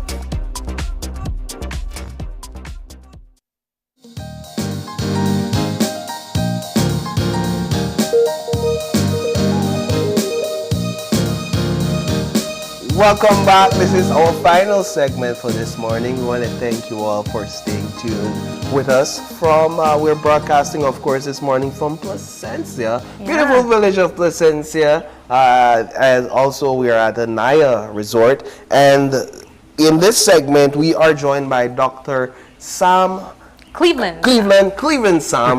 My apologies. Yeah, I'm used to Sam as a first name. And Cleveland as a last name. As a last name, but in this case, Dr. Cleveland Sam. He is the Director of Marketing and Communications over at the Nature Conservancy Caribbean Division. Dr. Sam, good morning. Good morning. Good morning and welcome to Belize. Thank you for having me. I'm happy to be here. Is this your first trip to Belize? No, it's my fifth or sixth. You're officially a Belizean then. Well, I'll you're accept family that now. graciously. Yes. So where are you from exactly in the Caribbean? I'm from St. Vincent and the Grenadines. St. Vincent by and birth, but I'm a okay. Caribbean man by choice. Yes. What is it like being in Belize when you think about home? So obviously you know the history with Belize and St. Vincent with our Garifuna people. So Vincentians are generally very happy to come to Belize, just as I know Garifunas are happy when they get an opportunity to come to St. Vincent. So I'm always happy to be here. The difference with this trip is that most of my previous trips were working with CXC. I would be in either not Dangriga, Belize City or Belmopan, but it's the first time I'm getting to see this side of the country, and it's really beautiful. And on Sunday, as part of the CBU, the tourist board took us to Toledo. So that was really awesome, learning about the Mayan culture. That was really impressive. Have you gone to an opportunity to engage the Garifuna culture here in Belize? One of my previous trips, a long time ago, we actually had the opportunity to go to Dangriga. So to try I think it's called the hudut. Yes. Oh, yes. So that was really all right, good. that's a real Belizean experience. Yes. Yeah, if you come to Belize and you haven't tried hudut, you haven't really tried Belize, right? And so you've tried Belize for sure. And the Punta Rock. Oh, the Punta Rock. Yeah. Do you guys, the Garifuna community, do any sort of Punta Rock or Punta not music? in St. Vincent, I don't think so. So I think you need to send some of the guys here send some to over, teach right? our Garifunas in St. Vincent. And then y'all send some over this way. Yeah. Culture exchange. Culture exchange. There you go. Now, Doc, let's talk a bit about the role of the TNC in the region before we get to the awards. Right. So TNC Caribbean is part of the Nature Conservancy Global Organization. Just in terms of background, the Nature Conservancy is the largest environmental NGO in the world. We operate in 77 countries around the world, and in the Caribbean we operate in about 16 countries. We have 6 offices in the region. Strange enough, you know, normally Belize is part of the Caribbean, but in the TNC structure, Belize is part of Latin America. We're used to it. That's the Sika CARICOM relationship that we share there, I guess. Yeah. Yeah. So our offices in the region are based in Grenada, Puerto Rico, St. Croix and the Virgin Islands, Jamaica, Dominican Republic, and the Bahamas. And our work in the Caribbean, we have several strands. The 3 main strands are coral reef and restoration, ocean management and fisheries, and resilience using nature-based solutions. So those are the 3 main strands of work that TNC Caribbean does, but obviously we do a lot of other things. Last night you heard the Prime Minister spoke about the nature bond, the blue bond that Belize did with TNC. You're a part of that. Well, the Nature Conservancy, that's part of what we do. So I tell people we do everything relating to conservation, from financing conservation to cleaning up mess that other people make. So we do quite a bit. So TNC Caribbean, as part of the Nature Bond program, we worked with the Barbados government 2 years ago to also do a blue bond in Barbados, similar to what Belize. Yeah. What does it mean for you all to be a part of an event with a team like the one where we have this year for this AGA, Media and the Environment? Well, it's interesting. So I have known Dr. Sonia Gill from the CBU for quite a while. In fact, she was my lecturer when I studied at the University of the West Indies some years ago. So we've always had a very good relationship. And when we started discussing TNC's involvement in the CBU Awards, you know, she said, you know, there's a lot of benefits for you guys taking part in this. And I said, oh, tell me about some of it. So when, for 2024, I saw the theme of the media and the environment, I called up Dr. Gill and I said, I think TNC has something to do with this. So we will take some of the credit. This is the time to tap into some of those benefits. Huh? Yes, yes. So I mean, we were really happy to see that the environment was elevated to that level, where it was a theme for this year's CBU Awards and the AGM to bring the environment to that level. Now, the TNC Caribbean sponsored 2 categories for this year's Caribbean Media Awards. Let's talk about those 2 individual categories. Right. So, as I said, during the discussions with the CBU, we wanted to ensure that the environment has an important role to play in the media coverage. So we recognize that 5Cs, my colleague Colin Young from 5Cs, which is a partner of TNC, we recognize that they were already covering the climate change space. As I said to you, one of the strategic pillars of our work is coral reefs and coral restoration. So we said in the discussion, we agreed that we will sponsor 2 awards in our first year, and one of those would be coral reefs. So we are sponsoring an award for excellence in environmental journalism reporting on coral reef, and that is for television. And we are also sponsoring a second award for excellence in environmental journalism reporting on mangroves and seagrass beds. And we recognize that the media is constantly changing. So rather than going for another mainstream genre, we have decided that for that award, it can be any digital format. So we are looking forward to see what... That's interesting. Yes. So essentially, TV could win... Yeah, social media could win. Yes, podcast can win. That is interesting. Yeah, so because as you know, I mean, and I heard you speaking earlier with Mr. Crone about this, that, you know, the media has evolved in such a way that, I mean, mainstream is no longer mainstream. It's going to be interesting to see who stood out based on all of those options. Yeah, so we're excited to see what has come forth. Yeah. You all, you're conservationists. You do the important work on the ground. A lot of times you're behind the scenes, and I wanted to hear from you, your perspective on how media sort of intertwines with conservation. A lot of times when we hear from conservationists or those in the field, it's just to do interviews, right? But not necessarily to have a discussion about the important role that media plays in the work that you all have invested your lifetime of resources and energy into. That's an excellent point. And again, my colleague Colin Leung, I was listening to him earlier.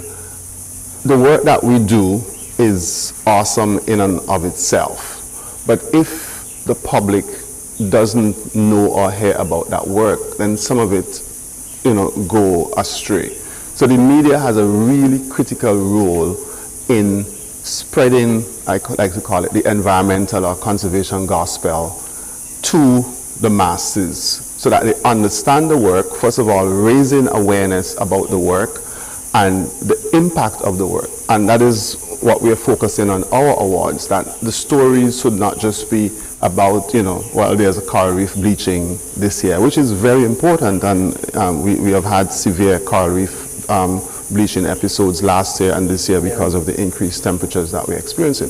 But also, what are the impacts of bleaching? What happens to the fishes? What is the impact on the fishes and their families in terms of income and so on? And the environment, because the environment is an ecosystem. So if the corals are bleached, what happens to the other organisms that depend on the coral in order to survive? So the media is really critical, and you were part of my session yesterday. Excellent session. Thank you very much. And I partner with 5 Seas for that. So we're trying to find opportunities where we can partner with media houses to ensure that our message of conservation, of protection, of restoration gets through to the masses. How do we ensure that in telling stories that people are at the center of the environmental issues, or is that even important? What's the focus here? Is it environment, or is it people, or is it that they cannot be separated? Awesome point again. And there has to be a connection. Because as I said, we're not doing the work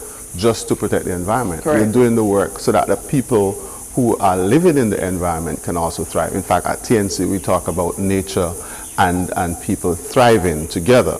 And that is the whole sense of it. Otherwise, so it is important that the media put people and the impact of the environment, or the destruction of the environment, or preserving the environment. What is the impact of that?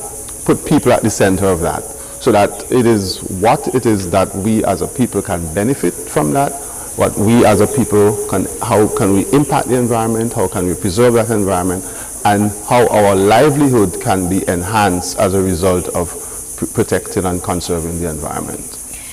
So as we mentioned, the TNC Caribbean has sponsored 2 categories, 2 awards for this year's Caribbean Media Awards. Can we expect in the future to have TNC Caribbean a part of the Caribbean Broadcasting Union's projects that are taking place throughout the year? Certainly. So far we have seen significant benefits, returns from our relationship with the CBU, and we will continue to collaborate with the CBU and look for other opportunities. One of the things we are considering is to partner with 5 Seas and continue training of our media colleagues to cover the environment in a more effective manner. So we definitely are in this for the long haul. Yeah, well, Doc, I know that you're looking forward to tonight. Yes. You're looking forward to presenting those awards, and so we do want to thank you for joining us on set this morning, for being a part of this important discussion, for highlighting the work of TNC, and of course for supporting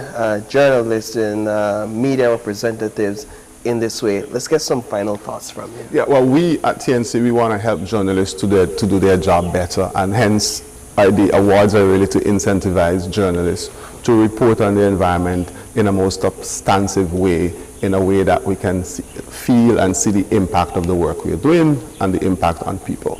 So we are encouraging journalists from all across the region to start writing those stories, start producing those features, so that those 2 awards categories, the submissions can continue to improve. This is the first time we're doing this, and we look forward to the recipients receiving, they basically will be making history, receiving the first CBU TNC Awards for Excellence in Environmental Journalism. So we're hoping that as the award categories grow, that we can see a lot more submissions over the years. Wonderful. Thank you so much for stopping by. My pleasure. And we hope you continue to enjoy Belize and perhaps immerse yourself in a bit of the Garifuna culture before you leave. Remember, it's his 5th time, right? Yes, yes, yeah, yes. He's an honorary Belizean at this point. Yeah. Thank you very much. Thank you, too. Yeah. But we also want to say thank you to all of our other guests who stopped by this morning, continuing the conversation on the works being done with the Caribbean Broadcasting Union,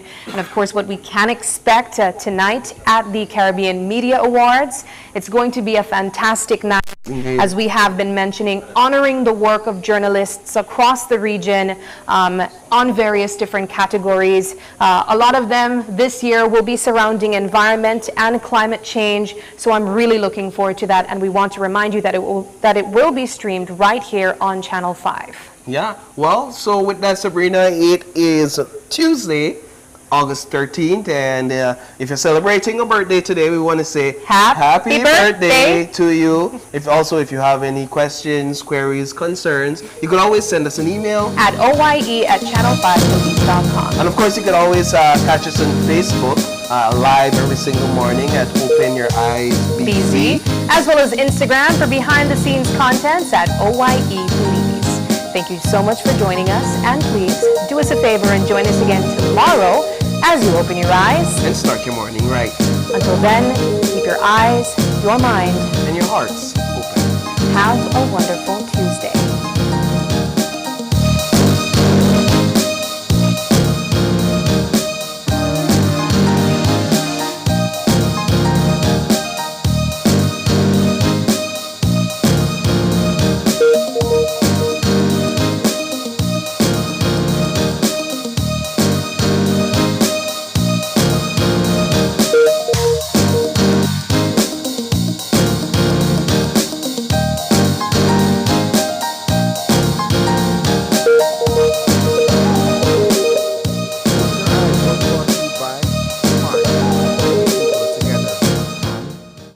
Bank, our country, your bank.